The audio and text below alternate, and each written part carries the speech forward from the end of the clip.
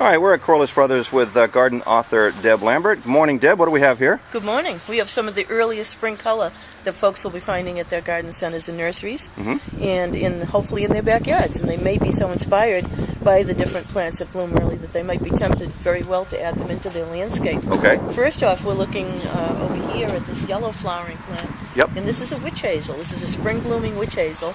The variety is sunburst. It will get in approximately 10 feet tall, maybe 20 feet tall with age. Wow. But to have something blooming this early, I mean, the witch hazels are wonderful. And they'll bloom anywhere from February, March into April, well into April. So they give you a nice long season of color. Kind of reminds you maybe a little bit of a forsythia bloom with the twisted petals, but it's really pretty. And then next we move along to the pussy willows.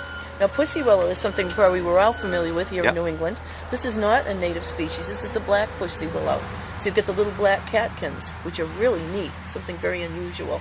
And this is a plant that's going to stay lower than a traditional pussy willow at about 5 feet or so. So it's good for the landscape, good for early interest in that landscape.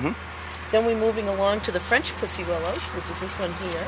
And it, you can see, is nicely budded up as well, with the little catkins in place. And this is a plant that gets about 20 feet tall or so in time, and very pretty in the landscape as far as the early interest is what we're talking about. And then the last one here is our native pussy willow, which is Salix discolor, or just the native one. And you can see the more silvery catkins that this one has, more traditional. And that's like you would find growing by wet areas near ponds and swamps and so forth. It's nice if you have a wet spot that you're not sure what you can plant there, what would thrive. And this happens to be a really good specimen, and it being native. That's an important thing, as we don't want to start crowding out our native species. And so introducing natives is a really helpful thing to do. But that's a look at some really nice early spring color, I think. All right, from Corliss Brothers, that's garden author Deb Lambert. With more stuff online, I'm Rick Moore.